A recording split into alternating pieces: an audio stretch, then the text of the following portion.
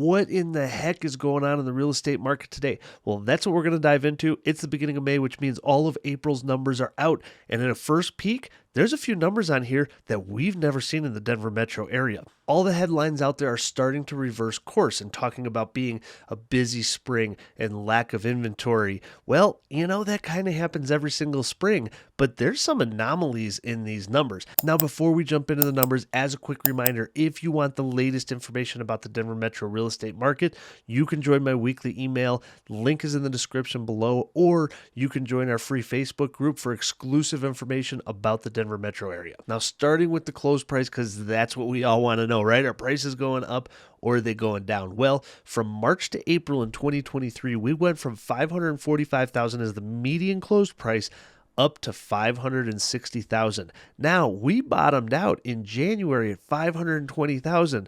So we are up $40,000 on our median close price. That's what, 7.5%, 8% on average.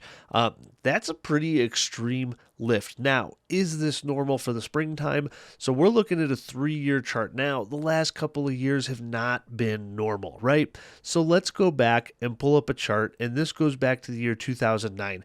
And we can see, let's just pick a year here, 2016, right? We can look and see that January median close price was $315,000, and it peaked out this year at $360,000. So that's a good, 15% increase, 15% increase in 2016 alone. Let's take another year. In 2017, January, we were at $345, and come by June, we were up at $385. So yeah, that was another 12% increase. So not out of the ordinary. The only thing that is out of the ordinary is what happened over the last 12 months approximately, when we went from $600,000 as a median close price all the way down to $520,000, dropped down $80,000 in the median close price. But we are on the upswing currently. Well, what happens from here going forward? Well, taking another look here, let's go back and pick on 2015. June was the peak at $321,000 for the median close price. By the time September rolled around, we were at $305, so 5% drop in price. Let's pick on 2016. June was the peak at $360, and it dropped down to about $342 all the way in October, so a little bit of a decrease there. So cyclically, every single year, we do drop down 5 to 7% from about May, June until about September, October. So don't be surprised if we see that in our short-term forecast. All right, new listings. This is where things start to get a little bit strange. So what I always expect is from about January till about June for inventory to double, even triple in most years, right? If we have 3,000 units on the market in January, I expect somewhere in the neighborhood of 6,000 to 9,000 units come June.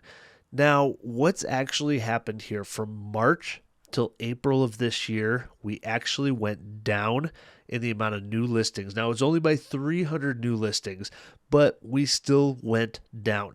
Now, I wanted to see how normal this might be because I can't remember a year that it's happened. Now, we have 2021, which was a little bit of a bizarre year. From April to May, we dropped a little bit of inventory, but that was, from April to May, not from March to April.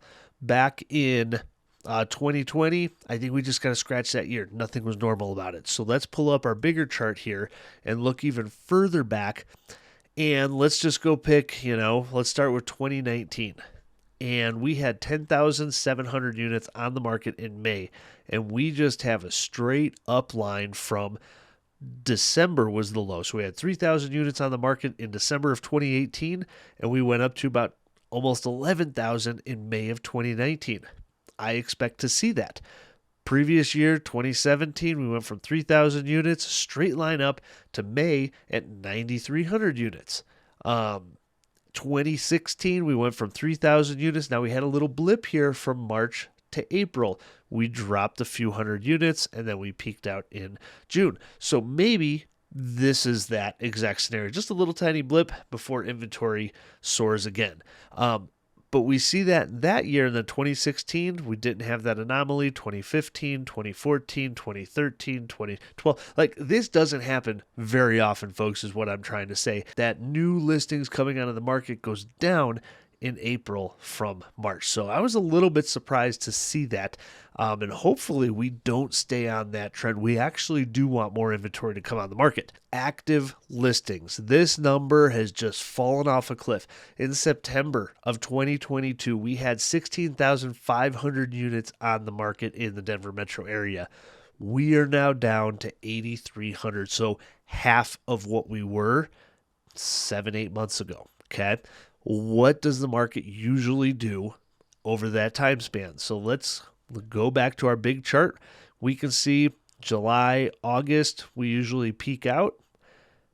Come January, February, we have the lows. August, we peak out. February is the low. So not uncommon, but look at this wild wave here.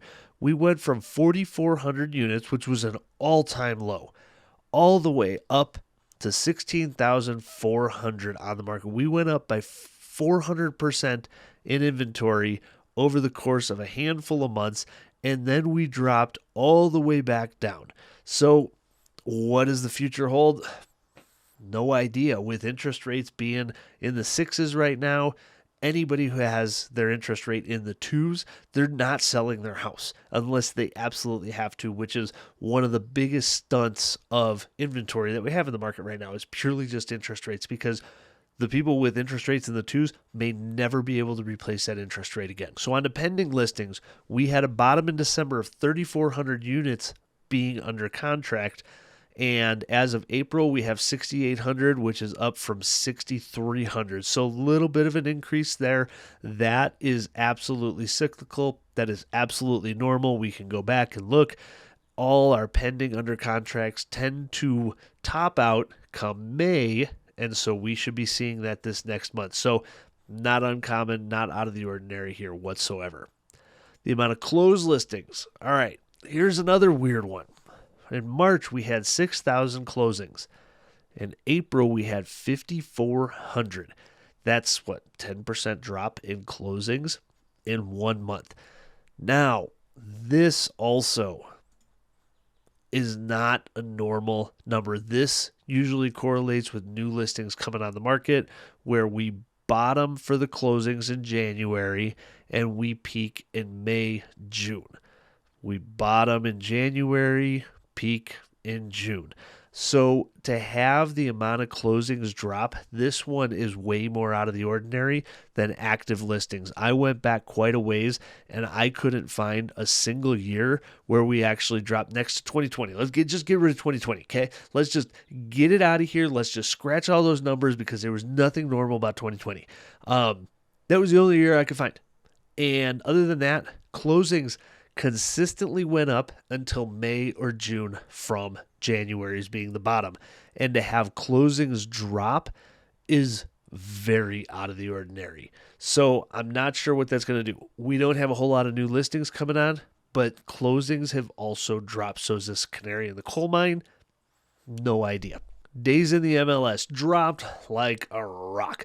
All these people out there who have been talking about the end of the world and the market's going to crash and all this stuff, even if it starts to crash from here going forward over the next 6 to 12 months, we are starting with such a small amount of inventory, and most likely interest rates are going to drop if we head into a good-sized recession, that then real estate prices are probably going to remain quite a bit more stabilized. So all these doom and gloom headlines, all these clickbait articles out there, they're starting to reverse course a little bit and starting to plant the seeds that, oh, maybe we're out of this. Who knows? We'll see. Month supply of inventory, just holding steady 1.4 months, which is nothing historically. And we can go back and look at this chart and we can see month supply of inventory. We're just about at all-time lows. The only time we beat that was in the very beginning of last year in 2022 and in the spring season of 2021. Other than that, we're at all-time low inventory numbers, period. And then percentage of close price to list price, this doesn't calculate very well. It says it's at 100%. So if you're listing your house appropriately, you're getting full price for your house. But I will say we've competed with several multiple offers. I've seen for the first time in over a year, houses going for $50,000 to $100,000 over asking price if they're priced appropriately. Now, is that normal? Absolutely not. 1 to 2% over, if you're priced well, is the norm, but in some neighborhoods, I've seen it get a little bit excessive. And then how many showings to go pending right now? We're down to 10 showings till going under contract. From March was 11, so the people who are out right now are serious buyers is what that's telling me. And then showings per listing is increasing a little bit, up to 8.6 showings per listing on the market, up just a little bit from 8.4. And if we want to zoom this out, we've got a couple of wackadoodle years on 2022 and 2021. But other than that, the showing traffic is on par with what it's been before the last crazy couple of years. So what does this mean? Where are we going? What's my thoughts on the future? Well, I don't know. And I'll be the first one to say it. If you follow me, you know that I am not one to predict what the market is going to do, because I know the best of us are only right 50% of the time. But really, I think we have one driving force in the entire market, and that's jobs. Okay. Jobs are at all-time low numbers for unemployment, and that is driving everything else in our economy right now. So interest rates are up, but people still need to buy a house. People still need to sell a house. So the numbers have just kind of balanced out. Gas is up. Oil is up. Electricity is up. Food prices are up. But if everybody has a job, it's not really impacting anybody. So until the job numbers start to fail, until we start to see more in that 5, 6, 7% unemployment rate, I don't think we're going to have much of a change here. And that's going to start from the bottom up. We've already heard Microsoft, Apple, Tesla, all these big, huge corporations out there laying off 10% of their workforce. But those aren't the jobs that affect the mass majority of the population. It's going to be things like construction, retail. If you start to see the job numbers deteriorate, I think that's going to be the sign of not so good times to come. Now, what does that actually look like? I don't know. Could that be a 10% adjustment? Maybe. Could it be 20, 25%? Maybe, but once again, nobody knows, and all you can do is what's best for you and your family. Now, we do have a distinct advantage here in the United States where you can have a fixed mortgage on your property. So if you can afford your payment today and you plan on staying there for 5 to 7 years, you're probably pretty darn safe. In other countries, I know like Canada, they're all on adjustable rate mortgages. So if they bought at 3% a few years ago, $1 million home, and now a few years later, it's at 6%, 6.5%, you literally might lose your home just because of what interest rates have done, and your payment is 50% more. You can no longer afford it. So we do have a distinct advantage here in the United States, and I'm really grateful for that it helps balance out our market. And if you think I'm wrong, if you think the world's going to end and everything's going to crash, or you think that, we're going to actually double in the next few years because inflation is actually going to drive prices up, I'd actually love to hear your feedback. Maybe you think inventory is going to double over the next few years because inflation becomes entrenched, or maybe you think the market's going to crash by 50%. If you want to chat about the market, I'd love to talk with you. Feel free, call, text, email, whatever you want. Nights, days, weekends, I've got you covered. And lastly, I hear about how unaffordable Denver is from all different angles. So I wanted to look at the biggest migration patterns. Where are people moving here from, and where are people moving to from Denver, and find out which one is actually more affordable. The city turns out to be Chicago. And I'm going to invite you to watch this video here to find out the true cost differences and affordability between our two great cities. And you might be shocked at what you see.